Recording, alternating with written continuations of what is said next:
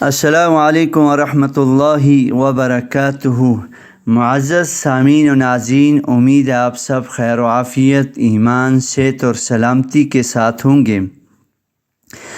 آج ہمارے معاشرے کے اندر جس مرد و زن سے ملا جائے اس کا ایک ہی ویلا ہے کہ فلاں شخص، فلاں آدمی، فلاں نوجوان، فلاں بچہ، بچی، عورت، اس سے مجھے خطرہ ہے۔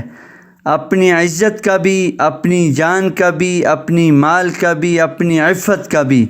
ہر انسان دوسروں سے پریشان ہے، ہر انسان دوسروں کے شر سے بچنا چاہتا ہے، اور اسی طرح انسان ہر طرح سے موذی امراض، موذی جانور اور ہر وہ شرور جو انسان نہیں چاہتا وہ اس کی طرف اس طرح بے لگام اس کا گھیرا کیے ہوئے ہیں جس کی کوئی انتہا نہیں ہے۔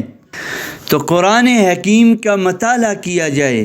قرآن حفاظت کی کتاب ہے، قرآن شفا کی کتاب ہے، قرآن ہدایت کی کتاب ہے، قرآن رہنمائی کی کتاب ہے، لیکن ہم میں سے بہت تھوڑے لوگ ہیں جو قرآن سے ہدایت حاصل کر رہے ہیں، قرآن سے رہنمائی حاصل کر رہے ہیں۔ اسی طرح ذخیرہ احادیث کے اندر حضور نبی کریم رحمۃ للعالمین سرکار دو عالم صلی اللہ علیہ وسلم کے قیمتی انمول ارشادات جو میرے اور آپ کے لیے رہنمائی کا ذریعہ ہیں، فرمایا کہ جو شخص ان کلمات کو صبح اور شام 3 مرتبہ پڑھتا ہے، اللہ جل شانہ 18,000 مخلوقات میں جو بھی مخلوق اس کو شر پہنچانا چاہے، اللہ ان کے شرور سے حفاظت فرماتے ہیں، اور ایسی بیماریاں اور ایسی ناگہانی آفات،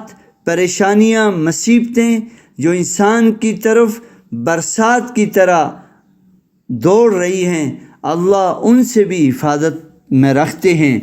وہ کلمات، وہ دعا، وہ وظیفہ اور حضور صلی اللہ علیہ وسلم کا محبوب ترین عمل کون سا ہے؟ وہ یہ ہے کہ اعوذ بکلمات اللہ التامات من شر ما خلق۔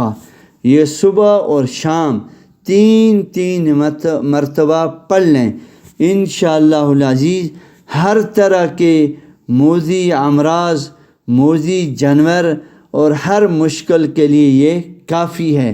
تو اس لیے کامل یقین کے ساتھ، کیونکہ اس کے اندر انسان یہ عزم کرتا ہے کہ اے پروردگار عالم، یہ جو کلام ہے یہ تاثیر والا کلام ہے، میں آپ کی پناہ میں آتا ہوں تمام مخلوقات کی برائی سے، تمام مخلوقات کے شر سے۔ تو انشاءاللہ العزیز جو آدمی اس کا اہتمام کرے گا، یہ ایسے خفیہ کلمات اور خفیہ کوڈ ہیں جو انسانیت کی رہنمائی، حفاظت کا انمول وظیفہ ہے، لیکن بہت کم ہی لوگ ان سے واقف ہیں۔ اس لیے ان کا اہتمام کریں، اپنے آپ کو بھی، اپنی اولادوں کو بھی، نسلوں کو بھی بتائیں، جس کی وجہ سے اللہ مجھے اور آپ کو ہر شرور سے حفاظت میں رکھیں گے۔ جزاکم اللہ خیر و احسن الجزا۔